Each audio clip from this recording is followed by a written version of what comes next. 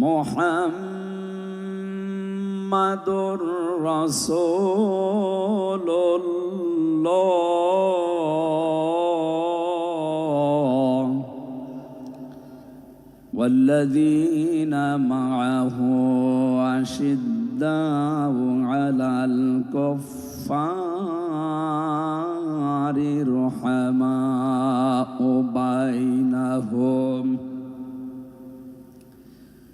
رحماء بينهم تراهم ركعا سجدا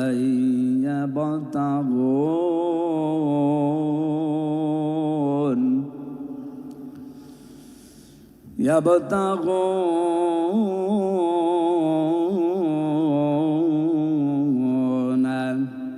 فضلا من الله ورضوانا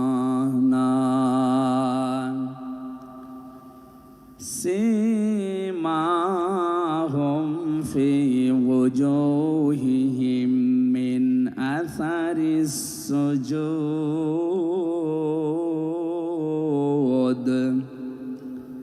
ذلك مثلهم في التوراة ومثلهم في الإنجيل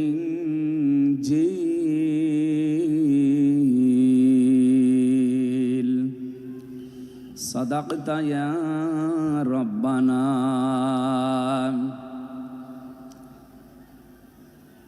عن أبي هريرة رضي الله تعالى عنه قال قال النبي صلى الله عليه وسلم من أحب لله وأبغض لله وأطاع لله ومنع لله فقد استكمل الإيمان رواه مسلم وما زادهم إلا إيمانا وتسليما. اللهم صل على محمد وآله وصحبه وبارك وسلم. اللهم صل على محمد وآله وصحبه وبارك وسلم. اللهم صل على محمد وآله وصحبه وبارك وسلم.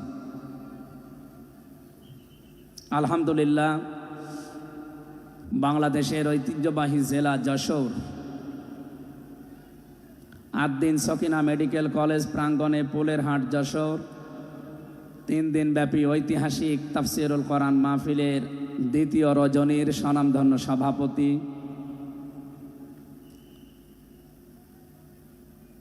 অতদ অঞ্চলের তৃতীয় সন্তান, ইসলামিক চিন্তাবিদ, চিকিৎসাবিদ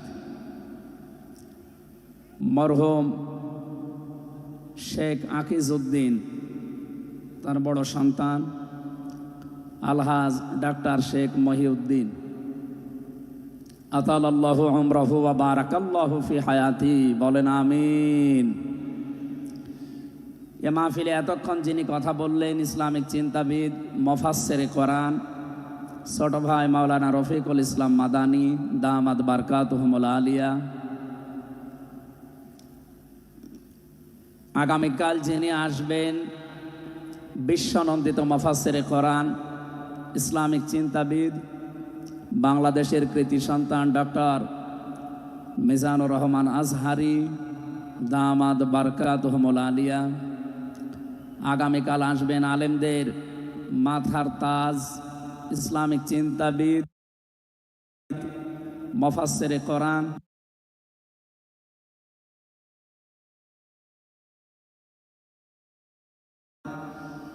জনাব শাইখ আহমদুল্লাহ আতালাল্লাহু উমরাহু ওয়া বারাকাল্লাহু ফি হায়াতি। সকলে বলেন আমিন।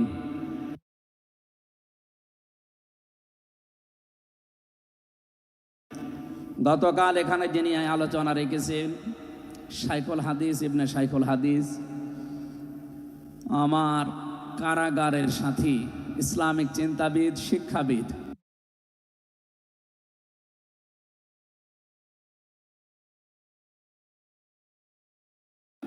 মুফাসসিরে কোরআন আল্লামা মামুনুল হক হাফিজাহুল্লাহ।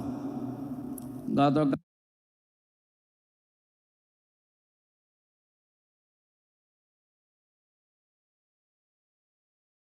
কাল আলোচনা রেখেছেন শ্রদ্ধাভাজন বড় ভাই মুফাসসিরে কোরআন আব্দুল হাই মোহাম্মদ সাইফুল্লাহ, আতালাল্লাহু উমরাহু ওয়া বারাকাল্লাহু ফি হায়াতি। সকলে বলেন আমিন। মঞ্চের ডানে বামে যারা আছেন সম্মানিত ব্যক্তিবর্গ, সামনে বসা মুসলমান ভাইরা, পর্দার আড়ালের সম্মানিতা মা এবং বোনেরা, প্রশাসনের ভাইরা, প্রাণ প্রিয় যশোরবাসী, আমি প্রথমে দোয়া করছি মহান রব্বুল ইজ্জাত আল জালালের দরবারে মরহুম শেখ আকিজউদ্দিন, তার একজন সন্তান এ দুনিয়া থেকে বিদায় নিয়েছে।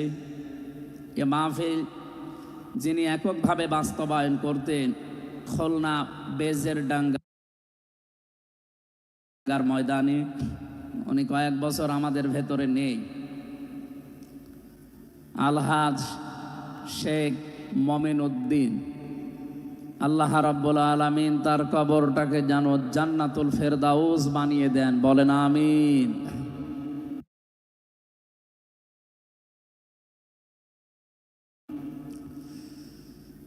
দল মত জাতি বর্ণ ধর্ম নির্বিশেষে কোরআনে কারিম শোনার জন্য যারা এই ময়দানে ছুটে এসেছি রাতের বেলা, আমরা যে খুশি প্রকাশ করার জন্য বলছি আলহামদুলিল্লাহ।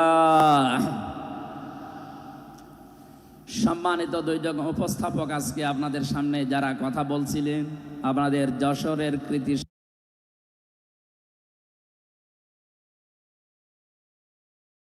সন্তান, বিশিষ্ট সঙ্গীত শিল্পী, শ্রদ্ধাভাজন বড় ভাই জনাব কবির বিন সামাদ দামাত বারকাতুহুমুল আলিয়া। সম্মানিত উপস্থাপক হিসাবে আরেকজন আছেন বাংলাদেশের কৃতি সন্তান, ইসলামিক চিন্তাবিদ, নাশিদ শিল্পী বড় ভাই জনাব আমিরুল মমিনিন মানিক হাফিজাহুল্লাহ। যে আল্লাহ আমাদেরকে কণ্ঠ ছেড়ে দিয়েছেন কথা বলার জন্যে। 15.5 বছর মনে হচ্ছিল যে আমাদের বুকের ওপর একটা পাথর চাপা দেওয়া আছে। পাথরটা আল্লাহ নিজের কুদরতি ভাবে সরিয়ে দিয়েছেন। যে আল্লাহ আমাদেরকে এখন এই যে কথা বলার মতো সুযোগ দিয়েছেন, বলেন আলহামদুলিল্লাহ। পৃথিবীতে মানুষ যা পেয়েছে কাছে আজকের এই ময়দানে সম্পর্ক শুধু কোরআনে কারিমের সাথে, নয়তো আমরা এই হাজার লক্ষ মানুষেরা এ রাতের বেলা প্রচন্ড শীত অপেক্ষা করে আসতাম না। শুধুমাত্র শেখ মহিউদ্দিন সাহেব ডাক দিলেই আমরা আসতাম, বিষয়টা এমন না। এখানে সম্পর্ক এই সৌন্দর্যের সাথে কোরআনের।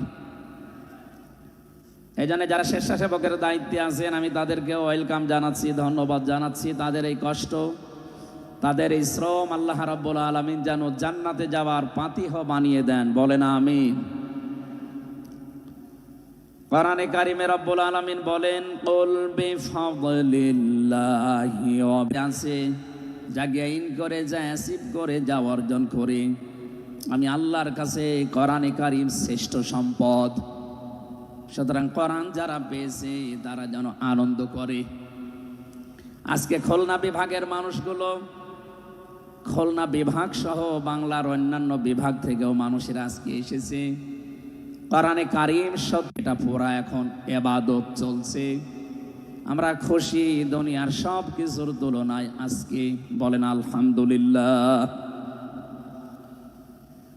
প্রাণ প্রিয় শ্রোতা মণ্ডলী, কোরআনের শ্রোতা যারা আমরা এখানে বসে আছি, এর আগে যারা দুনিয়ায় কোরআনে কারিম শুনেছি, কিয়ামত পর্যন্ত যারা শুনবে, কোরআনে কারিম এই শ্রোতাকে 3 ভাগে বিভক্ত করে দিয়েছে। এখানে ওই 3 প্রকার মানুষ আছে, কিয়ামত পর্যন্ত তারা থাকবে।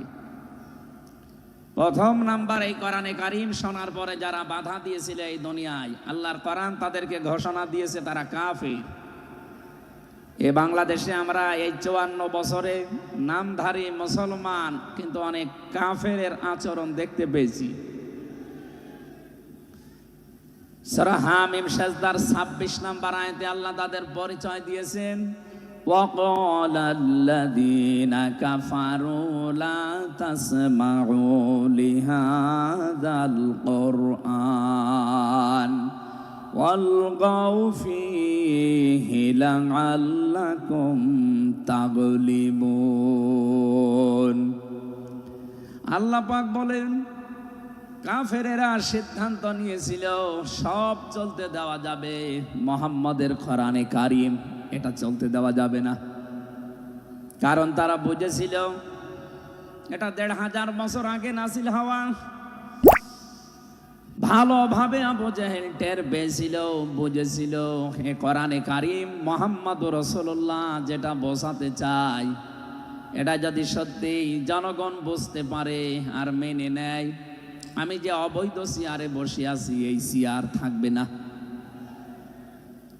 যুগে যুগে যারা কোরআন বাধা দিয়েছে তারা এইটাই টের পেয়েছে। তারা খুব ভালোভাবে জানে কোরআন যারা প্রচার করে সত্যিই কোরআনের এই কথাগুলো যদি সাধারণ মানুষেরা জনগণ বুঝে ফেলে, আমরা যে শয়তান করি, আমরা যে অবৈধভাবে টিকে আছি এইটা থাকবে না। এই জন্য বাস্তবতা হচ্ছে কোরআন শুনলে বাধা দেবে এরা ১ নাম্বার কাফের। আমরা কাফের মারা গেলে জানাজা হয় না, হয়? বলেন বলেন। কাফেরের জন্য দোয়া করাও জায়েজ নেই। আল্লাহ রাব্বুল আলামিন বলেন মা কানা লিন নাবিয়্যি ওয়াল্লাযীনা আমানু আইয়াস্তাগফিরু লিল মুশরিকিন ওয়ালাউ কানু উলি কুরবা মিন বা'দি মা তাবায়্যানা লাহুম আন্নাহুম আসহাবুল জাহিম। সূরা তাওবা ১১৩ নম্বর আয়াতে আল্লাহ জানিয়েছেন হযরত ইব্রাহিম আলাইহিস সালাম সম্পর্কে যদি আয়াতটা নাযিল হওয়া তাম দুনিয়ার মানুষকে উদ্দেশ্য করা আয়াত দিয়ে, হে নবী, কোন নবীর জন্যে কোন ইমানদারের জন্যে এটা জায়েজ না, শোভনীয় না, উচিত না যে কোনো মুশরিক মারা গেলে তার জন্য আল্লাহর কাছে সে ক্ষমা চাবে, ইস্তিগফার করবে।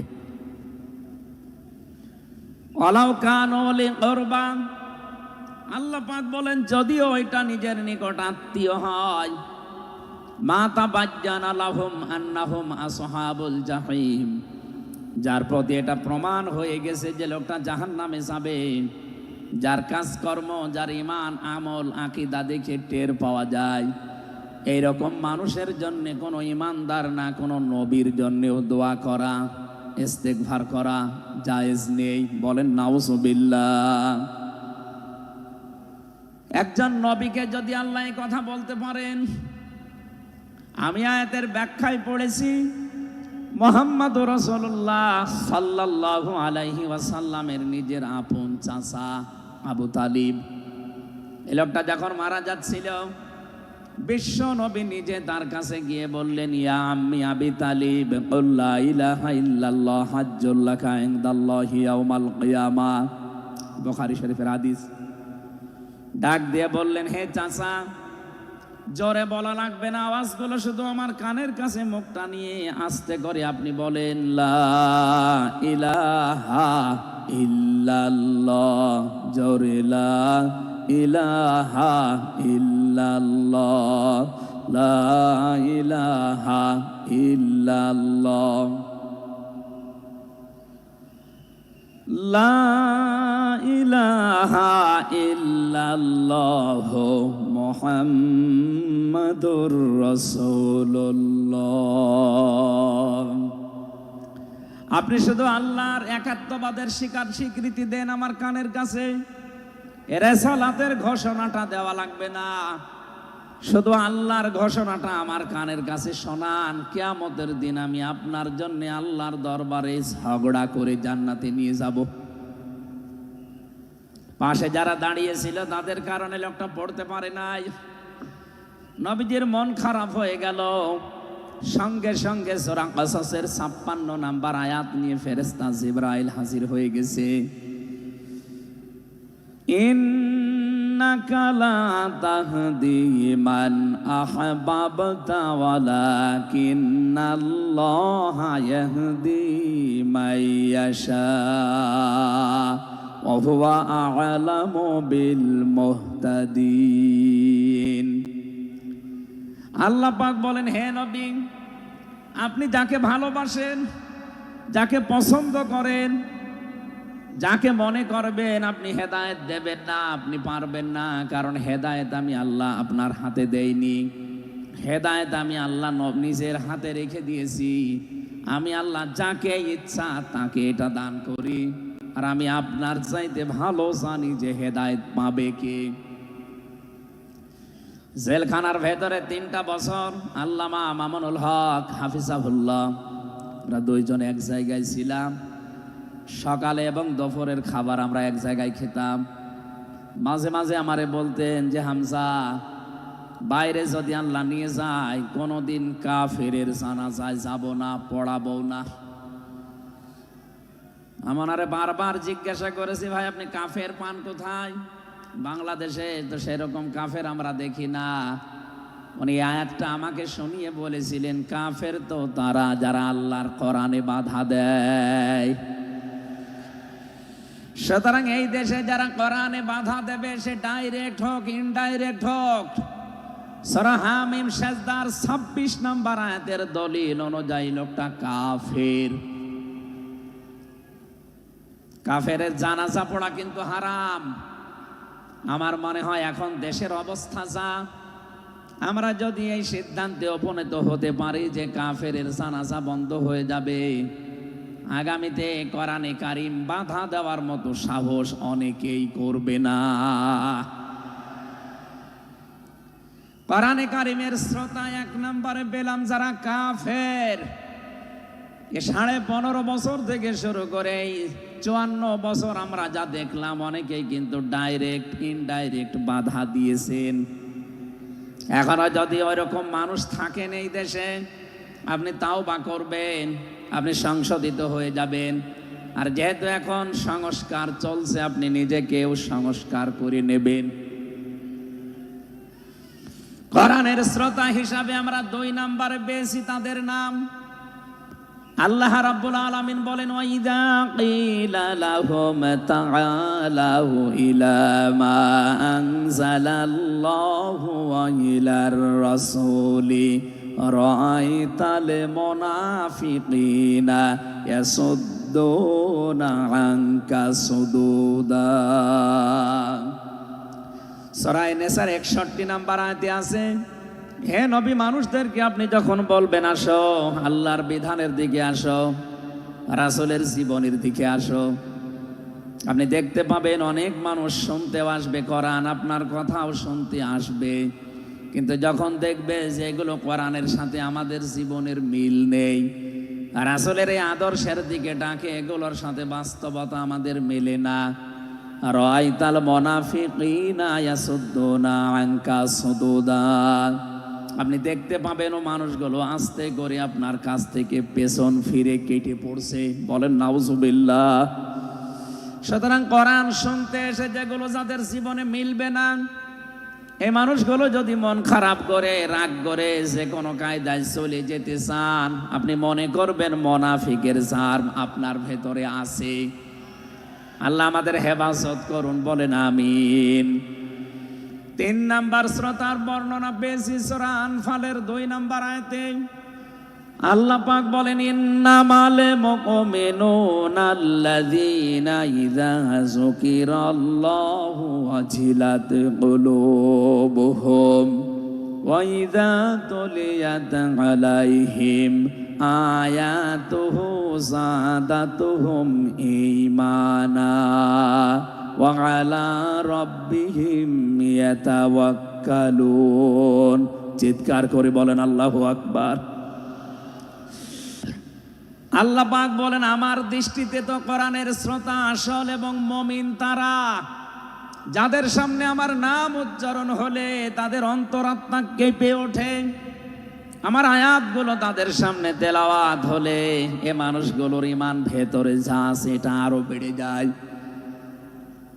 এখানে জাদাতহুম ঈমান আর ব্যাখ্যায় আমি দেখেছি শরীরের পশমগুলো দেখবেন আপনি হঠাৎ খাড়া হয়ে যাবে, বাম স্তনের 2 আঙ্গুল নিচে একটা গোস্তের টুকরা আছে, ওটা কাঁপবে, কাঁপাকাঁপি করবে, একটা অনির্বচন শোক আপনি আলাদা অনুভব করবেন।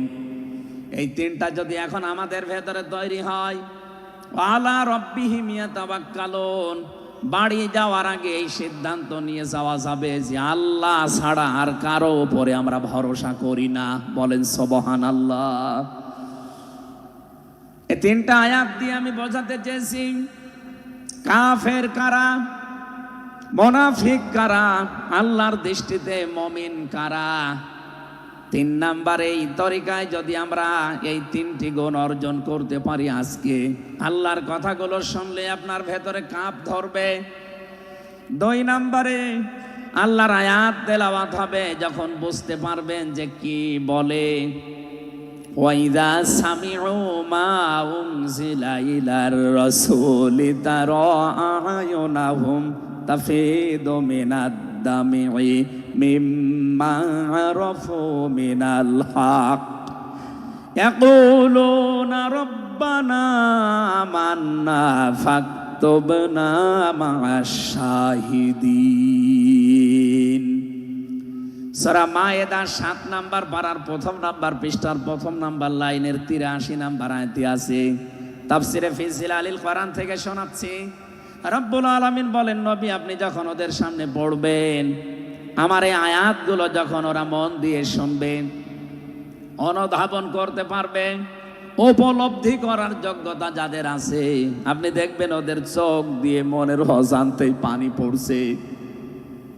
এজন্য অ্যাক্টিভ হন আরো, কারণ কোরআন শোনার 2টা নিয়ম আল্লাহ দিয়েছেন। ফাসতামিউ লাহু ওয়া আনসিতু, শুধু শোনা না, তাহলে সামিয়া দিতেন। আল্লাহ ফাসতামিউ দিয়েছেন, এজন্য মনোযোগ সহকারে শুনতে হবে। আজকের তেলাওয়াতকৃত আয়াত থেকে আমরা তাফসীর আকারে কথা বলবো ইনশাআল্লাহ। 2 নাম্বারে চুপ থাকা লাগবে। আমি এখনো অনেককে দেখতে পাচ্ছি এদিকে ওদিকে তাকাচ্ছেন, গল্প করছেন। আশা করছি কোরআনে বর্ণিত আল্লাহর এই 2টা নির্দেশ আপনি মেনে নেবেন। 1 নাম্বারে চুপ থাকবেন, 2 নাম্বারে মনোযোগ সহকারে শুনবেন। লাআল্লাকুম তুরহামুন, আশা করা যায় আল্লাহর রহমত এখানে নাজিল হবে। আল্লাহ আমাদেরকে আয়াতটা মেনে চলার তৌফিক দেন, বলেন আমিন। এজন্য কোরআনের আলোচনা শুনলে সবার চোখে পানি আসবে না। যারা এটা উপলব্ধি করতে পারবে, অনুধাবন করতে পারবে, আপনি দেখবেন তাদের মনের অজান্তেই কখন যেন চোখ দিয়ে পানি গড়িয়ে পড়ছে, তারা নিজেরাও টের পাবে না। আল্লাহ যেন এই 3 নাম্বার এই প্রকার শ্রোতা হিসাবে আমাদের কবুল করেন, বলেন আমিন। দরুদ আর সালাম পাঠ করছি আমাদের নবী মুহাম্মদুর রাসূলুল্লাহ সাল্লাল্লাহু আলাইহি ওয়াসাল্লামের প্রতি, যার প্রতি কোরআনে কারীম আল্লাহ নাযিল করেছেন। সেই কোরআনকে যদি আপনি জিজ্ঞাসা করেন, হে কোরআন, যার উপরে নাজিল হলে তার সম্পর্কে তোমার ভেতরে কোনো কিছু আছে, কোনো পরিচয়? আল্লাহ রাব্বুল আলামিনের কোরআন আমাদেরকে শোনাচ্ছেন, ওয়াইদ ক্বালা রাব্বু ওয়াইদ ক্বালা ঈসা ইবনু মারইয়ামা ইন্নী রাসূলুল্লাহি ইলাইকুম মুসাদ্দিকাল লিমা বাইনা ইয়াদাইয়া মিনাত তাওরাত। আয়াতের শেষের দিকে আল্লাহ ইসমহু আহমাদ এই শব্দ দিয়ে জানিয়েছেন, হযরত ঈসা আলাইহিস সালাম তিনি জানিয়ে গিয়েছেন এই পৃথিবীতে আমার পরে একজন নবী আসবে যার নাম হবে আহমাদ। আমাদের নবীর পরিচয়টা আল্লাহ কোরআনে কারীম যিনি নাযিল করলেন তার উপরে, তার ভেতরেই তার নামটা আল্লাহ সংরক্ষণ করে দিয়েছেন। প্রশ্ন আসতে পারে, এক একজনের তো বহু নাম আমরা দেখি। হে কোরআন, তোমার ভেতরে কি মুহাম্মদুর রাসূলুল্লাহ সাল্লাল্লাহু আলাইহি ওয়াসাল্লাম এই নাম তোমার ভেতরে আল্লাহ কি তার সম্পর্কে দিয়েছেন নাকি? আমরা যে তেলাওয়াত করেছি সূরা ফাতিহা, এই সূরা থেকে যেহেতু আজকে আলোচনা করব, এই সূরার প্রথম আয়াতে আমার আল্লাহ আমার নবীর নামকে উল্লেখ করে জানিয়েছেন। এটা 29 নাম্বার আয়াত। মুহাম্মাদুর রাসূলুল্লাহ। সূরা ফাতিহার 29 নম্বর আয়াতটা আমরা পড়েছি, 4 ভাগের 1 ভাগ। এই আয়াত থেকে আমরা আজকের আলোচনার বিষয় সাজিয়েছি। আমার আজকের বিষয়বস্তু, আমরা মুহাম্মাদুর রাসূলুল্লাহর উম্মত হতে চাই। সত্যি যদি আল্লাহর দৃষ্টিতে বিশ্বনবী মুহাম্মাদুর রাসূলুল্লাহর উম্মত আমরা হতে চাই, মাস্ট বি তেলাওয়াতকৃত আয়াতের এই বর্ণিত গুণগুলো আমাদের এখন থেকেই অর্জন আরম্ভ করা লাগবে। আমি সহ যারা এসেছি অবশ্যই আল্লাহ এই গুণগুলো এখন থেকে যেন পালন করার তৌফিক আমাদেরকে দান করেন, আমিন। সূরার নাম সূরা ফাতিহা। ফাতাহ মানে বিজয়। এ সূরার প্রথম আয়াতের ভেতরে এই শব্দটা আছে, এখান থেকে নামকরণ করা হয়েছে। আল্লাহ রাব্বুল আলামিন বলেন, ইন্না ফাতাহনা লাকা ফাতহাম মুবিনা। অবশ্যই হে নবী, আমি আপনাকে একটা সুস্পষ্ট বিজয়ের সুসংবাদ দিচ্ছি। এই বিজয়ের ঘটনা তো ঐতিহাসিকভাবে ইবনে কাসিরের ভেতর থেকে আমি শিক্ষার জন্য এবার বলছি। এদিকে খুব অ্যাক্টিভ হয়ে থাকবেন। এই সূরা ফাতিহার 18 নম্বর আয়াত। আমার যতটুকু পড়াশোনা আছে, আমার যতটুকু লেখাপড়ার স্টাডি আছে, এই আয়াতটা এখন বাংলাদেশে সবচাইতে বেশি প্রয়োজন। সূরা ফাতিহা 18 নম্বর আয়াত। যে যেখানে আছেন, দাঁড়িয়ে আছেন, বসে আছেন, শুয়ে আছেন, কান এবার খাড়া করে দেন। হুদায়বিয়ার সন্ধির যে ঘটনা আমরা শুনেছি এতদিন পর্যন্ত, শুধু শুনেছি অনেকে, কিন্তু এখান থেকে শিক্ষাটা আজ অনেকে নেয়নি। বাংলাদেশের এখন যে অবস্থা, এই শিক্ষা নেওয়ার সময় এখনই। নবীজি 1400 মানুষ নিয়ে এসেছিলেন সাহাবায়ে কেরাম নিয়ে হজ করার জন্যে। হুদায়বিয়া নামক যে জায়গাটা, এখন কূপ আছে এখানে, এই জায়গায় নবীজি আশ্রয় নিলে আস্তানা গাড়লেন, তাবু গাড়লেন। কাফেরদের পক্ষ থেকে এখানে প্রতিবন্ধকতা সৃষ্টি করা হয়েছে যে না, আপনাদেরকে আমরা আর যেতে দেব না। বিশ্বনবী তাদেরকে প্রস্তাব দিলেন যে আমরা কিচ্ছু নিয়ে আসিনি সাথে করে, শুধু হজ করেই চলে যাব। কাফেরদের পক্ষ থেকে আওয়াজ এলো, না, আপনাকে আমরা যেতে দেব না, তবে আমাদের একটা প্রস্তাব আছে। আপনি যদি আগামী বছরে আসেন, হজ করে যেতে পারবেন, কিন্তু এবছরে আপনাদেরকে আমরা আল্লাহর ঘর কাবায় যেতে দেব না। কি নিষ্ঠুর আচরণ! তাকান, আল্লাহ পাকের নবী আল্লাহর ঘর তাওয়াফ করবে, বাধা দিচ্ছে যারা আল্লাহকে বিশ্বাস করে না তারা। এ বাংলাদেশে 50টা বছর কোরআনে কারীম প্রচার করেছে যারা, কোরআনের পাখি শহীদ আল্লামা দেলাওয়ার হোসাইন সাইদি রহমতুল্লাহ আলাইহি, তার নামে মামলা দেওয়া হয়, কেস দেওয়া হয়, তিনি নাকি ধর্মীয় অনুভূতিতে আঘাত দিয়েছে। আমার তো মনে হয় 1500 বছর আগে নবীজিকে যারা বাধা দিয়েছিল আল্লাহর ঘর কাবায় হজ করতে দেবে না, 1500 বছর পরে যেন তাদের প্রেতাত্মারাই ফিরে এসেছে। আল্লাহর নবী বললেন, ঠিক আছে, ওসমানকে পাঠালাম। হযরত ওসমান ইবনে আফফান রাদিয়াল্লাহু তাআলা আনহু তিনি গেলেন। হযরত ওসমানকে তারা আটক করার পরে ঘোষণা দিয়ে দিল, কতিলা ওসমান ইবনে আফফান, ওসমানকে হত্যা করা হয়েছে। এ সংবাদ যখন নবীজির কাছে এসেছে, যশোরবাসী খুব খেয়াল করেন, এখানে হযরতে ওসমানকে তারা হত্যা করার ঘোষণা দিয়ে মিথ্যা একটা সংবাদ পাঠিয়ে দিয়েছে নবীজির কাছে। নবীজি সাহাবায়ে কেরামকে বললেন, যারা ইহরামের কাপড় পরে এসেছিলে সব এখন খুলে ফেলো। সাহাবায়ে কেরাম বলেন, হে রাসূল, ইহরামের কাপড় খুললে হজ? বলে, হজ আগামী বছর। বাংলার মুসলমানেরা, আমি কেন বলছি আয়াতটা 2-1 মিনিট পরে আপনি টের পাবেন। দ্বিতীয় নম্বর, নবীজি বললেন, আজকে রমজান মাস এটা। এ রমজান মাসের এখন আর আধা ঘন্টা 1 ঘন্টা সময় আছে মাত্র ইফতারি করার। এখনই ভেঙে ফেলো, ইফতারি করে ফেলো। দরকার আগামীতে রোজা আবার রমজানের সিয়াম আবার করে দেওয়া যাবে। যে 2টা সিদ্ধান্ত নিলেন 2টাই ফরজ, একটা রোজা একটা হজ। নবীজি কিন্তু জানতেন ইহরামের কাপড় খুলে ফেললে হজ ভেঙে যাবে, আর একটু পরেই তো ইফতারি করলে রোজাটা হয়ে যায়। বিশ্ব নবী বলেন না এক্ষুনি রোজা ভেঙে ফেলো। আবার বলছে কান খাড়া করেন, আমি কিন্তু 2 মিনিটের ভেতরে জায়গায় যাব। এত বড় 2টা বড় বড় ফরজ বিধান নবীজি লঙ্ঘন করছেন। কারণটা কি? কারণ একটাই, ওরা একজন নিরপরাধ মানুষকে আটক করে হত্যার ঘোষণা দিয়েছে। আপনি বাংলাদেশকে 15.5 বছরের সাথে ওই ঘটনাটা মিলান। একটা নিরপরাধ মানুষ, মাত্র একজন, তাকে আটক করে হত্যার ঘোষণা দেওয়ার কারণে যদি নবী মুহাম্মদুর রাসূলুল্লাহ হজ ছেড়ে দিতে পারেন, রোজা ছেড়ে দিতে পারেন, তিনি ওই বাবলা গাছের নিচে হাত দিলেন। সাহাবায়ে কেরামকে বললেন আমার হাতের উপরে সবাই হাত লাগাও, আমি আজকে তোমাদেরকে বায়াত গ্রহণ করাবো, শপথ নেব তোমাদের কাছে। 1399 জন নবীর সাথে আছে।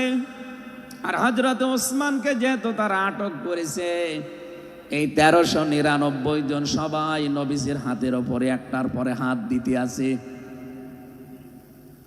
বিশ্ব নবী ডাক দিয়ে বলেন সাহাবীরা, জিবরাইল এই মাত্র সূরা ফাতিহা এই সূরার 18 নম্বর আয়াতটা আমাকে তেলাওয়াত করে শুনিয়ে গেল। জিবরাইল এসেছিল, তোমরা কেউ দেখতে পাওনি। জিবরাইল আয়াতটা শুনিয়েছে, লাকাদ রাদিয়াল্লাহু আনিল মুমিনিনা ইয ইউবাইউনাকা তাহতাশ শাজারাতি ফাআলিমা মা ফি কুলুবিহিম ফানজালাস সাকিনাতা আলাইহিম ওয়া আসাবাহুম ফাতহান করিবা। খুব খেয়াল করেন, সেই সময় পর্যন্ত আমি চলে এসেছি। নবীজি নিজের বাম হাতটা সাহাবায়ে কেরামদের উপরে রেখে বললেন, সাহাবীরা আজকের এই বায়াতের উপরে, শপথের উপরে আল্লাহ পাক নিজেই জানিয়েছেন যে তিনি রাজি হয়ে গেছেন। আয়াতটা শুরু করার আগে আল্লাহ 2টা তাকিদ দিয়েছেন, লাম এবং কদ। লাকাদ রাদিয়াল্লাহু আনিল মুমিনিন। আল্লাহ পাক বলেন আমি নিজে মুমিনদের উপরে অবশ্যই অবশ্যই রাজি হয়ে গেছি। রাজি হব না, হয়ে গেছি। তাহতা শাজারাতি, এই গাছের নিচে আপনার হাতের উপরে যারা হাত দিয়ে আজকে শপথ বাক্য পাঠ করছে যে ওসমান হত্যার বদলা না নিয়ে কেউ মদিনায় ফেরত যাবে না, আমি আল্লাহ তাদের মনের খবর যেহেতু জানি, ফাআলিমা মা ফি কুলুবিহিম, তারা যে শপথ নিচ্ছে এটা কিন্তু লোক দেখানোর জন্য না, এটা মন থেকেই। ফানজালাস সাকিনাতা আলাইহিম, তাদের উপরে আমি আল্লাহর প্রশান্তি নাযিল হয়ে গেছে অলরেডি। ওয়া আসাবাহুম ফাতহান করিবা, তাদেরকে আমি আসন্ন একটা বিজয়ের সুসংবাদ দিচ্ছি। সুতরাং এই বায়াতের রিদওয়ানের উপরে যেহেতু সবাই হাত দিয়েছে, ওসমানের হাতটা এখানে নেই। হে নবী আপনার বাম হাতটা উপরে তুলে ধরেন, এইটাই আমি ওসমানের হাত হিসাবে মেনে নিলাম। তার মানে 1400 মানুষের উপরে আমি আল্লাহ অলরেডি রাজি হয়ে গেছি।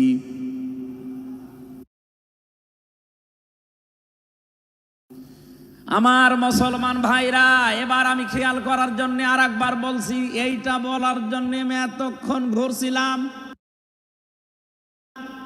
একটা নিরপরাধ মানুষকে ওরা মিথ্যা তথ্য ছড়িয়েছে যে আটক করা হয়েছে, মেরে ফেলা হয়েছে, হত্যা করা হয়েছে।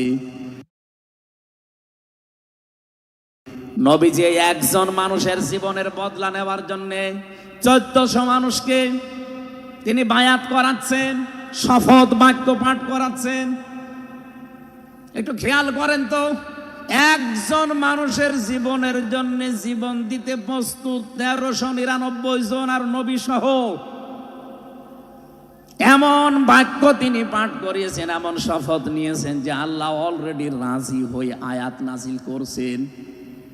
নবীজি বললেন ওরা ওসমানকে হত্যা করেছে, ওসমান একজন নিরপরাধ মানুষ। একটা নিরপরাধ মানুষকে বিনা কারণে আটক করে হত্যা করেছে, ওদের কোনো ক্ষমা নেই। আমরা আজকে এই 1400 মানুষ শপথ নিলাম, ওদেরকে হত্যার প্রতিশোধ না নিয়ে আমরা কোনোদিন আর মক্কা মদিনায় ফেরত যাব না।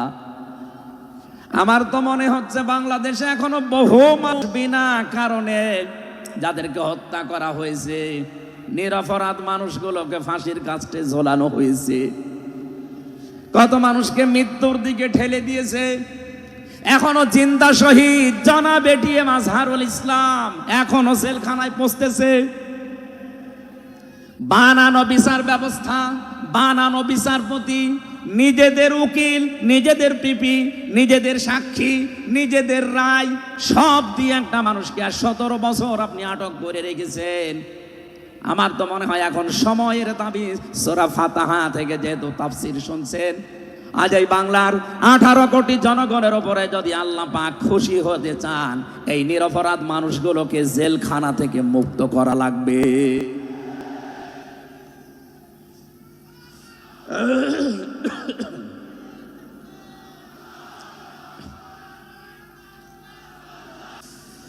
যশোরবাসী আল্লাহ রাব্বুল আলামিন এখানে কয়েকটা বিষয় আমাদেরকে উপহার দিতে চেয়েছেন সুসংবাদের মাধ্যমে।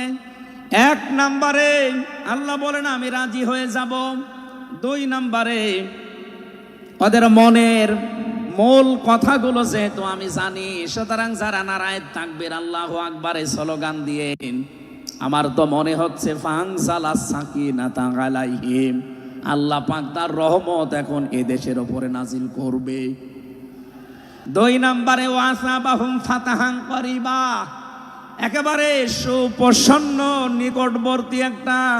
নিকটবর্তী বিজয় আমাদেরকে আল্লাহ এই মাজলুম মানুষটার পক্ষে দাঁড়ানোর কারণে দেবে। আমি আজকেও একজন জেলখাটা মানুষের সাথে কথা বলছিলাম, তিনিও প্রায় 3.5-4 বছর জেলে ছিলেন। তিনি জ্বালাচ্ছিলেন যে হামজা ভাই, আসলে আমরা যারা জেলে ছিলাম তারা ছাড়া এটা বোঝানো সম্ভব না। বহু মানুষ বিনা অপরাধে, বিশেষ করে 15.5 বছরে তো হবে, বিনা কারণে বিনা অপরাধে কিচ্ছু জানে না, বছরের পর বছর জেলে পৌঁছতেছে। ওরা যদি একজন নিরপরাধ মানুষকে মিথ্যা কথা ছড়িয়ে দেওয়ার কারণে নবী যেরকম সিদ্ধান্ত নিতে পারে, আজ বাংলার 18 কোটি মানুষ দল বেদল সব ভুলে গিয়ে নিরপরাধ যত মানুষ জেলে ভর্তি আছে, গুম হয়েছিল, খুন হয়েছিল যারা, এদের পক্ষে দাঁড়াতে যদি সত্যি আপনি মন থেকে এগিয়ে আসতে পারে,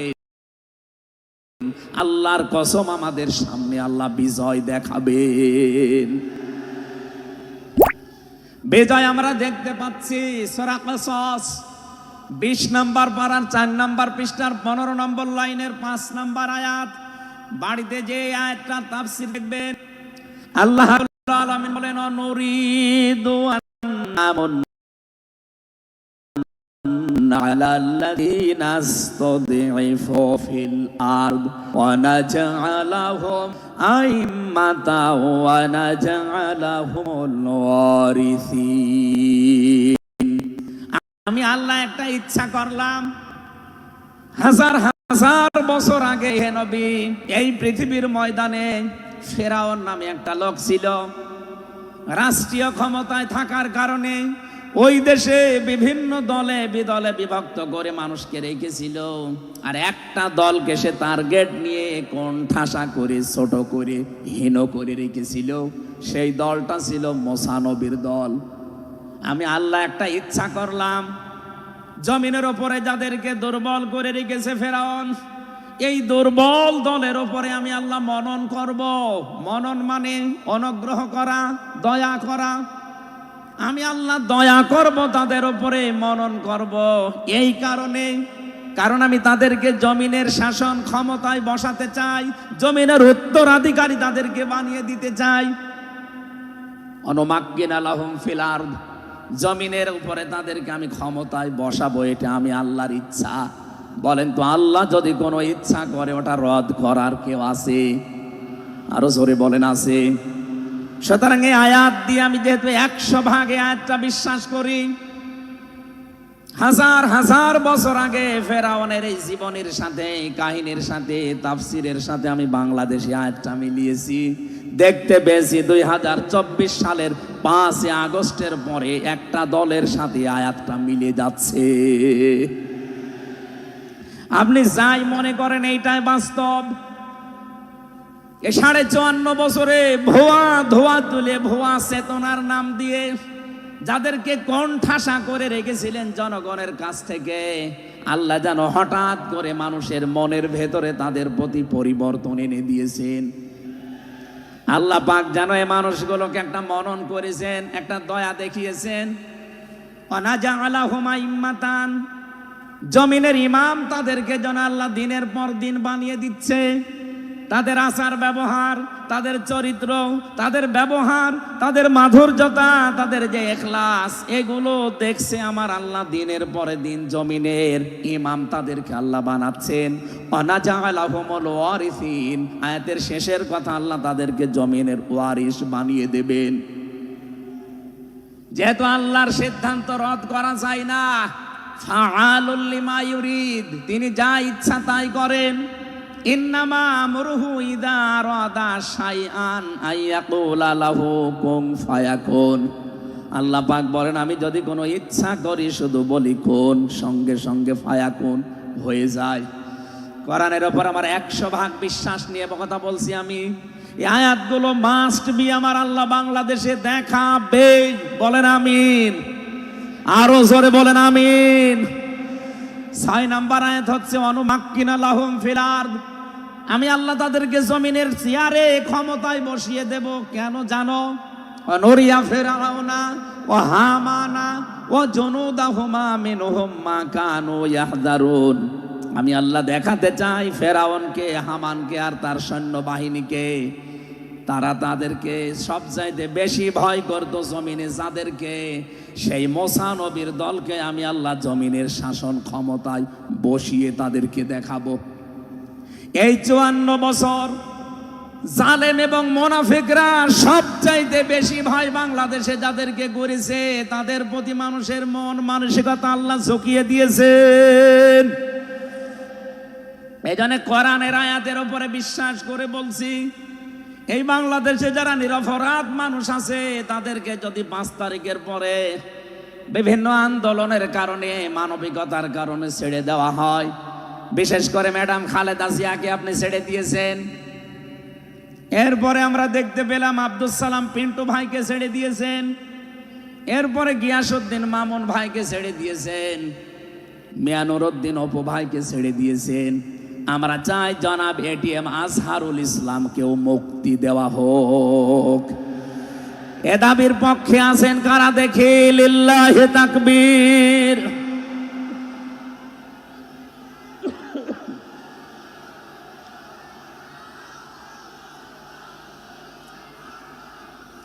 আলহামদুলিল্লাহ ভাই, আমি আয়াতটা পড়লাম এই জন্যে, 1500 বছর আগে একটা নিরপরাধ মানুষের পক্ষে দাঁড়ানোর কারণে যদি আল্লাহ এতগুলো সুসংবাদ দিতে পারে, সাকিনা নাজিল করা, সুপ্রসন্ন, একেবারে নিকটবর্তী বিজয় দেওয়া, আমরা যদি আজ নিরপরাধ মানুষগুলো যারা আজ জুলুমের শিকার হয়ে 15.5 বছর 17 বছর মানবেতর জীবন যাপন করছে, আমি তো 3 বছর তার ভুক্তভোগী।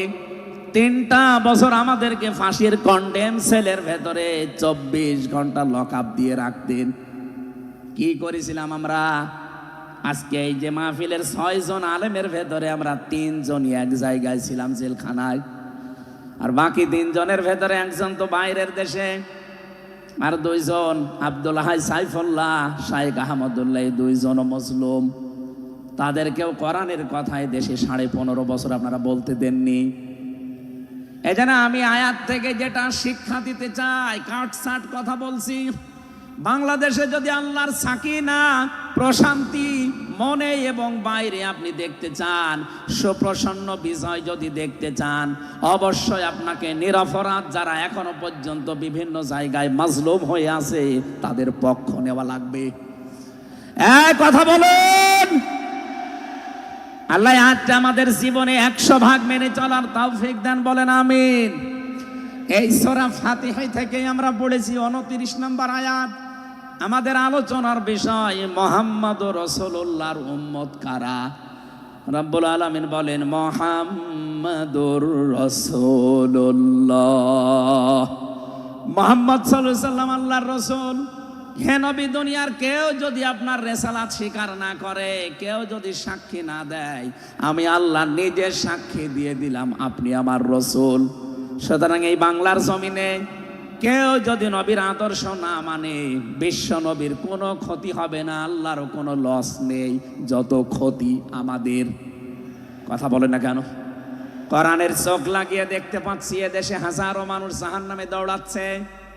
কারণ নবী মুহাম্মদুর রাসূলুল্লাহ বাদ দিয়ে পৃথিবীতে যদি অন্য কাউকে কিয়ামত পর্যন্ত কেউ আদর্শ মেনে চলে, কোরআনের কসম দিয়ে বলছি মাস্ট বি লোকটা জাহান্নামী। এজন্য এরকম আচরণে যারা আছেন, বুঝে হোক না বুঝে হোক, আল্লাহ রাব্বুল আলামিনের পরিচয় দেওয়ার আগে আমার আল্লাহ রাসূলের পরিচয় আমাদের কাছে দিয়েছেন। রাব্বুল আলামিন বলেন কুল হুয়াল্লাহু আহাদ আল্লাহুস সামাদ লাম ইয়ালিদ ওয়া লাম ইউলাদ ওয়া লাম ইয়াকুল লাহু কুফুয়ান আহাদ। এখানে আল্লাহর একাত্মবাদের শিক্ষা দেওয়া হচ্ছে। আল্লাহ পাক বলেন হে নবী আপনি বলুন, অথচ শোনানো হচ্ছে যার কথা, তার কথা তো আগে বলার দরকার ছিল। এখানে আগে রিসালাতের ঘোষণাটা দেওয়া হয়েছে, কুল হে নবী আপনি বলুন। ও বাংলার মুসলমানেরা, ফেরাউনের জীবনী পড়ে আমি দেখেছি সে কিন্তু আল্লাহর একাত্মবাদের ঘোষণা দিয়েছিল, কিন্তু রিসালাতের ঘোষণা দেয়নি, এজন্য লোকটা ঈমান পায়নি। বাংলাদেশে বহু মানুষকে আমরা দেখতে পাচ্ছি আল্লাহর কথা বললেও বলেন আমরা কি নামাজ পড়ি না, রোজা রাখি না, আমি কি হজ করি না, দান সাদকা করি না। এগুলো সব আল্লাহর বিধান। এগুলোর পাশাপাশি আল্লাহর প্রেরিত পুরুষ যিনি আমাদের এই জামানায়, আল্লাহর প্রেরিত পুরুষ যিনি কিয়ামত পর্যন্ত, তার নাম মুহাম্মাদুর রাসূলুল্লাহ। জ্ঞানী মানুষ যারা বসে আছেন এক কথায় তারা বুঝবেন আমি জানি। আজ বিশ্ব নবীর আদর্শ বাদ দিয়ে আপনি কার আদর্শ মানেন আপনার বিবেকের কাছে প্রশ্ন করেন। এটা রাজনীতি মনে করে কেউ যদি চলে যান আপনার কপালে আগুন লাগবে, আপনারও মরণ হবে ফেরাউনের মতো। আল্লাহকে মেনেছিল কিন্তু রিসালাত মানে নাই। এদেশে আজ অনেকেই আল্লাহর কথা বললে নামাজ পড়ে, রোজা রাখে, হজ করে আসে, দান সাদকা করে। আরে ভাই এগুলো সবই আল্লাহর বিধান। আপনি আল্লাহকে মানেন, কিন্তু তার প্রেরিত পুরুষ এই জামানায় যিনি কিয়ামত পর্যন্ত, তার নাম মুহাম্মাদুর। আবার জোরে বলেন মুহাম্মাদুর রাসূলুল্লাহ। এতক্ষণ পর্যন্ত যা বললাম আমি আশা করছি আপনি বুঝেছেন। বিশ্ব নবী বাদ দিয়ে অন্য কারো আদর্শ এই জমিনে মানা যাবে না। মানলে আপনি বুঝে মানেন, আর না বুঝে মানেন আপনি জাহান্নামী। এখন যদি মুসা আলাইহিস সালাম আসে দুনিয়ায়, যদি ঈসা নবী এখন আসে, আর আমরা কেউ যদি আল্লাহর নবী মুহাম্মদুর রাসূলুল্লাহকে বাদ দিয়ে ঈসা নবী, মুসা নবীকেও মেনে চলি, নিছক আপনি জাহান্নামী। এটা রেকর্ড হচ্ছে, সারা দুনিয়ায় যাবে। সূরা আলে ইমরানের ৮০ নম্বর আয়াত। অন্য ধর্মে যারা আছেন, ইহুদি, খ্রিস্টান, আহলে কিতাব যারা দাবি করেন, এমনকি এই মুশরিকদের ভেতরেও যারা, বৌদ্ধদের ভেতরে যারা অমুসলিম, তাদেরকে বলছি আপনারা ভুল পথে আছেন। আপনারা যাদেরকে নবী নাম বলে চলেন, যিশু বলেন ঈসা আলাইহিস সালামকে, মুসা আলাইহিস সালামকে আপনারা যোসেফ বলে ডাকেন, আপনাদের ওই সমস্ত নবীগুলো তাওরাতে ইনজিলে অলরেডি ঘোষণা দিয়েই গেছে যে আমাদের পরে একজন শেষ নবী আসবে, তার নাম মুহাম্মাদুর রাসূলুল্লাহ বা আহমদ। তাকে যদি তোমরা জীবদ্দশায় পেয়ে যাও, পৃথিবীর সব কিছু ছেড়ে দিয়ে তার আদর্শটা গ্রহণ করবা, নয়তো পথভ্রান্ত হয়ে পথভ্রষ্ট হয়ে জাহান্নামে যাওয়া লাগবে। যাকে মেনে চলার দাবি করেন সেই যিশু, সেই যোসেফ, হযরত ঈসা নবী, হযরত মুসা নবী, তারাই যেহেতু ঘোষণা তাওরাতে ইনজিলে দিয়ে দিয়েছে, হয়তো আপনাদের পুরোহিত যারা, ধর্মগুরু যারা, ঠাকুর যারা আপনাদেরকে শোনায় না। এই সত্য বিধান আপনি ইনজিলে পড়েন, আমার শেষের শব্দ ছিল ফিত তাওরাতি ওয়াল ইনজিল। এই দুইটা কিতাব আপনারা পড়ে দেখবেন, এখানে আমাদের নবী, শেষ নবীর বর্ণনা আছে 903 জায়গায়। বলেন আল্লাহু আকবার। আল্লাহ পাক প্রথম শব্দে জানাতে চেয়েছেন, হে নবী, কেউ যদি আপনাকে স্বীকার না করে, কেউ না মানে, আমি আল্লাহ নিজে ঘোষণা দিলাম, ওয়াল্লাযীনা মাআহু আশিদ্দাউ আলাল কুফফার। আপনার সঙ্গে সাথী যারা হবে, আপনার সাথে যারা থাকবে, আপনার উম্মত বলে যারা কিয়ামত পর্যন্ত দাবি করবে, তাদের ভেতরে এই গুণগুলো মাস্ট বি পাওয়া যাবে। যশোরবাসী, এবার আপনাদের জন্য আপনি মিলান তো, এই আয়াতটা নিজের জীবনে আছে কিনা। ওয়াল্লাযীনা, আর যারা, মাআহু, আপনার সঙ্গে থাকবে, আশিদ্দাউ আলাল কুফফার, তারা কাফেরদের প্রতি বজ্রকণ্ঠ হবে। কালকে মাওলানা মামুনুল হক, আমি ছিলাম কালকে চট্টগ্রামের ফেনীতে, একটু লাইভ দেখেছি। উনি কিন্তু শেষের দিকে এটা জানিয়েছেন, ওঠো, বজ্রমুঠি করো, ঘোষণা দাও। এ কথা বলেনি? এই কথা বলেন না কেন? ওনার এইটাই সামারাইজ, আশিদ্দাউ আলাল কুফফার, কাফেরদের প্রতি কঠোর হওয়া লাগবে। সেই সময় এখন অলরেডি চলছে। প্রতিবেশী নামে আমাদের যারা আছে, যেহেতু প্রতিবেশী পাল্টানো যায় না, এজন্য আমরা বেশি কিছু বলছি না। আমরা আশা করব যে প্রতিবেশীর চরিত্র পাল্টাবে। নবীজি প্রতিবেশী সম্পর্কে এত বেশি কথা জানিয়েছেন, মাঝে মাঝে বলতেন, জিবরাইল, প্রতিবেশী সম্পর্কে যত কথা তুমি বলো, মনে হয় যে আমার জমি জায়গার ভাগও দেওয়া লাগবে। যেহেতু এত দামি জিনিস প্রতিবেশী, এত গুরুত্বপূর্ণ, আপনাদেরকে তো আমরা আর পাল্টাতে পারবো না, আমাদের জমির সাথে আপনাদের জমি। এই জন্য বলছে আপনারা চরিত্র পাল্টাবেন। আপনি মাইক্রোসফট, ভয়েস অফ আমেরিকা, এগুলো সব খ্রিস্টানরা, ইহুদিরা চালায়। তারা আজ তামাম দুনিয়ার 257টা রাষ্ট্রে কিন্তু অলরেডি জানিয়ে দিয়েছে, বিশ্বে সবচাইতে বেশি মিথ্যা কথা বলা হয় ভারতে। পৃথিবীর 257টা রাষ্ট্রের ভেতরে সবচাইতে বেশি সংখ্যালঘুরা নিরাপত্তার সহিত বাস করে বাংলাদেশে। অথচ এই দুইটাই এতদিন, 54 বছর আমরা স্বাধীন হয়েছি, 54টা বছরে আমাদের পেছনে এই মিথ্যা দুইটা তথ্যই প্রতিবেশীরা ছড়িয়েছে। সারা দুনিয়ার মোড়লদেরকে বলতো যে বাংলাদেশে সংখ্যালঘু নির্যাতন হয়।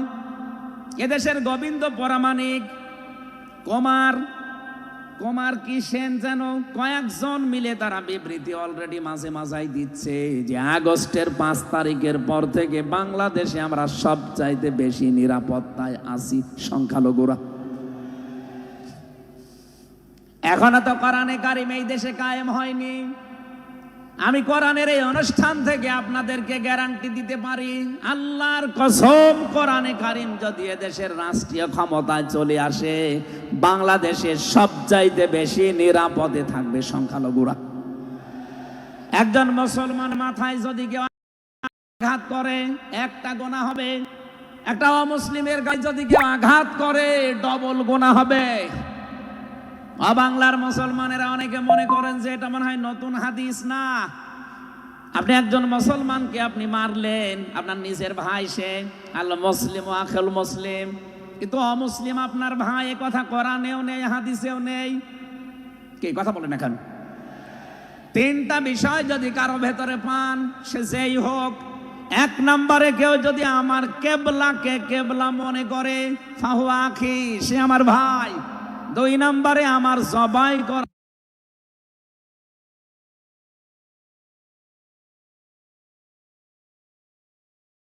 জিনিস যদি সে খেতে চায়, ফাহুয়া আখি, সে আমার ভাই।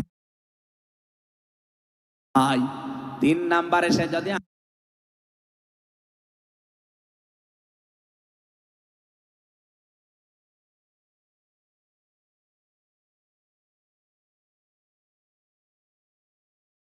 আমার মতো নামাজ পড়ে, সে আমার ভাই। সুতরাং এই তিনটা বিষয়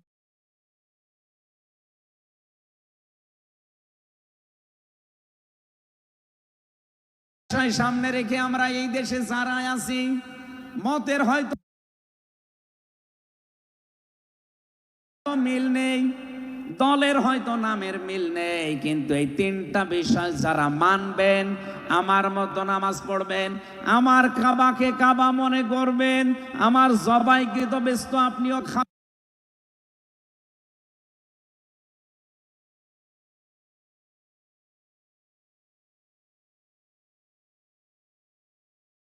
খাবেন, এটা যেই হোক, এই দেশে আমরা সবাই তাকে ভাই ভাই ভাই মনে করি। কথা বলেন ঠিক কিনা? এই তিনটার বাইরে যারা আছেন তারা তো আর আমার ভাই না। তাদের সম্পর্কে কি? তারা আমার এই দেশের আমানাত। এক নম্বরে এই সংখ্যালঘু যারা আছে, হিন্দু হোক, খ্রিস্টান হোক, বৌদ্ধ হোক,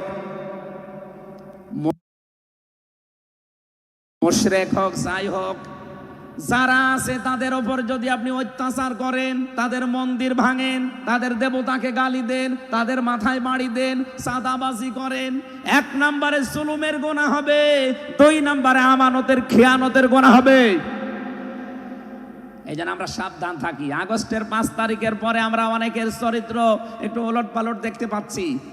আশা করছি আপনি থামবেন, নয়তো কিন্তু বদনাম হয়ে যাচ্ছে। আপনি গোয়েন্দা বিভাগের খোঁজ রাখেন, তারা কিন্তু সব নখদর্পণে রেখেছে, কে কি করছে এটা সব তারা দেখছে। এই জন্য আমরা এমন কোনো আচরণ না করি আপনার নিজের ভুলের কারণে নিজের পায়ে আবার কোড়াল লেগে যায়। তারা সব দেখতে পাচ্ছে এই 4.5 মাসে কারা মানবতার জন্য কাজ করে, কারা দেশের জন্য কাজ করে, কারা এই 2780 জন মানুষ হাসপাতালের বেডে কাতরাচ্ছে, এদের কাছে কারা গেছে সব খোঁজ তাদের কাছে আছে। 2732 জন মানুষ হত্যা হয়েছে একজনের নির্দেশে। এতগুলো শহীদ পরিবারের পাশে কারা কারা দাঁড়াচ্ছে সব তাদের কিন্তু ডকুমেন্ট আছে। এই জন্য আপনি মনে করছেন আমি ডুবে ডুবে জল খাবো, ঘন না। যেন শুধু ওই 14 দল বাদ দিয়ে আমরা যারা মাজলুম আছি, এই মানুষগুলো যেন রাষ্ট্রের দায়িত্ব পায়, আর কোরআন আর হাদিস দিয়ে বাংলাদেশের 56,000 বর্গ মাইল চলে। কারা কারা রাজি আছেন দেখে? লিল্লাহি তাকবীর।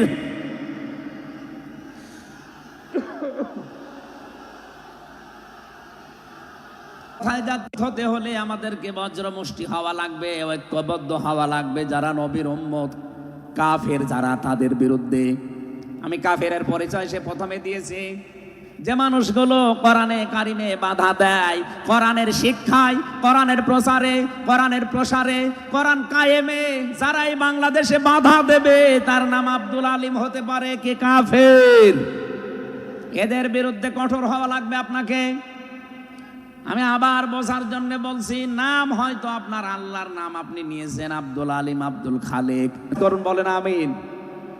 কাফেরদের যত অনুষ্ঠান আছে সেখানেও কড়াকড়ি করা লাগবে আপনাকে। কে বলেছে ধর্ম যার যার উৎসব সবার? এটা কুফরি কথা। ধর্ম যার যার, উৎসব তার তার। এই কথা বলুন, মান তাশাব্বাহা বিকওমিন ফাহুয়া মিনহুম। যার সাথে যার সাদৃশ্য মিলবে, সে আচার ব্যবহারে, ধর্মীয় রীতিনীতিতে কিয়ামতের দিন তার সাথে থাকা লাগবে। কোনদিন আজ পর্যন্ত আপনি পিটিয়েও কোন হিন্দু ভাইকে গরু জবাই করেন যখন কোরবানি দেওয়ার জন্য, তাকে পাবেন। তারা জানে যে এটা আমাদের ধর্মীয় অনুষ্ঠান না, এই জন্য তারা আসে না, ঠিক করে তারা আসে না। আপনি কোন কারণে সেখানে যাবেন?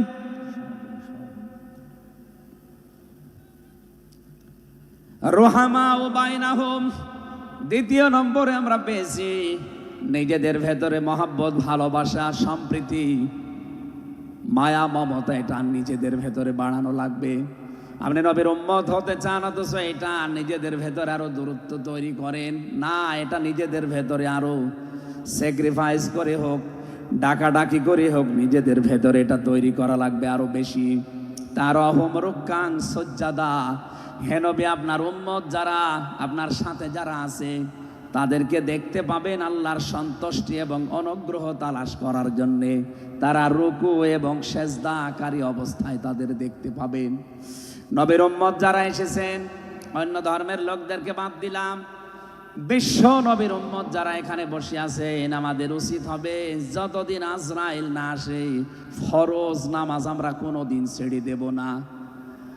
আরো জোরে বলেন, আল্লাহ যেন এটা মেনে চলার তৌফিক দেন আমাদের একেবারে জীবনের শেষ দিন পর্যন্ত। 2 নম্বরে, ফরজ নামাজের সময়টুকু যেভাবেই হোক বের করে আপনি আদায় করেন। সুন্নত নফল ওইগুলো যদি পড়তে না পারেন পরবর্তীতে পড়বেন, কিন্তু ফরজ নামাজ কেউ ছেড়ে দিয়ে সে আল্লাহর আয়ত্ত থেকে বের হয়ে যায়। বলেন নাউজুবিল্লাহ। সাহাবায়ে কেরাম আল্লাহর দরবারে যে 7টা কারণে কবুল হয়েছিলেন, তার ভেতরে 1 নাম্বার কারণ ছিল এই মানুষগুলো আল্লাহর বিধান সামনে পেলে পৃথিবী ভুলে যেতেন। আব্দুল্লাহ আনসারী রাদিয়াল্লাহু তাআলা আনহুর জীবনী পড়েছি। এ লোকটা আল্লাহর বিধান সেজদাকে সামনে রাখতে গিয়ে নিজের স্ত্রীকে এক কাপড়ে গর্তের ভেতরে বসিয়ে রেখেছিল, নিজের ছেলেকে শিকল দিয়ে বেঁধে রেখেছিল, তারপরও আল্লাহর বিধান সেজদা সে ভুলে যায় নাই।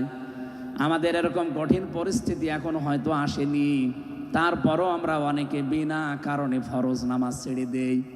আমি নামাজের কথা মুসলমানদের কাছে সচরাচর বলতে চাই না, কারণ একজন মুসলমান আর একজন কাফেরের ভেতরে পার্থক্য নামাজ। নামাজ যদি কেউ না পড়ে সে মুসলমান থাকে কি করে?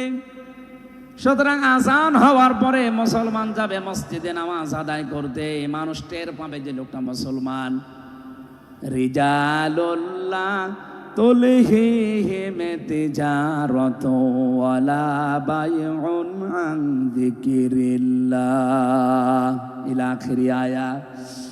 মুসলমান ব্যবসায়ী যারা, তাদের পরিচয় আল্লাহ দিয়েছেন। আল্লাহ রাব্বুল আলামিন বলেন, এই পৃথিবীর ময়দানে যারা মুসলমান ব্যবসায়ী, আজান হওয়ার সঙ্গে সঙ্গে ব্যবসা প্রতিষ্ঠান বন্ধ করে দিয়ে তারা সেজদায় দৌড়াবে। ইয়াবতাগুনা ফাদলাম মিনাল্লাহি ওয়া রিদওয়ানা। এখানে আল্লাহ 2টা শব্দ ব্যবহার করেছেন। আল্লাহর ফজল যদি কেউ চায় তাহলে অবশ্যই তাকে মসজিদে যাওয়া লাগবে। আল্লাহুম্মা ইন্নী আসআলুকা মিন ফাদলিকা, ফজলের জন্য জমিনে আল্লাহ পাঠিয়েছেন আমাদেরকে, আর রহমতের জন্য তার ঘর মসজিদে পাঠিয়েছেন। এজন্য আল্লাহর রহমতের জন্য 5 বার আল্লাহর ঘরে আমাদেরকে যাওয়ার নির্দেশ দিয়েছেন আল্লাহ।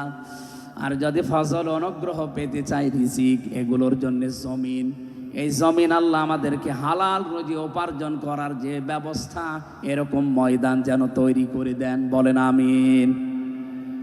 সীমাহুম ফি ফুজুহিহিম মিন আসারিস সুজুদ। আল্লাহ বলেন এদের এই চিহ্নগুলো, সেজদার চিহ্নগুলো এদের চেহারার বিভিন্ন জায়গায় ফুটে উঠবে। কিয়ামতের ময়দানে এই চিহ্ন দেখে দেখে নবী সুপারিশ করে করে জান্নাতে নিয়ে যাবে। হয় কপালে, নাই নাকে, নাই হাতে, যে সমস্ত জায়গায় সেজদা দেওয়ার জন্য আপনি জমিনে লাগিয়েছিলেন, এই জায়গাগুলো কিয়ামতে চমক দিতে থাকবে। আল্লাহ আমাদের প্রত্যেককেই এই 5টি গুণ অর্জন করার মাধ্যমে বিশ্ব নবীর খাঁটি উম্মত হওয়ার তৌফিক দিন। আমিন, আল্লাহুম্মা আমিন। লা ইলাহা ইল্লা আনতা সুবহানাক ইন্নী কুনতু মিনাজ জালিমিন। রব্বানা যালামনা আনফুসানা ওয়া ইল্লাম তাগফির লানা ওয়া তারহামনা লানাকুনান্না মিনাল খাসিরিন। যেখানে যারা দাঁড়িয়ে আছেন মোনাজাতটা বসে করেন, যদি সুযোগ থাকে। মোনাজাত হচ্ছে আল্লাহর কাছে, বসে করেন মোনাজাতটা। যেখানে যারা দাঁড়িয়ে আছেন বসেন, বসেন, প্রত্যেকেই বসেন, মাথা নিচু করেন, চক্ষু বন্ধ করেন, নিজের জীবনের অপরাধগুলো স্মরণ করেন মনে মনে।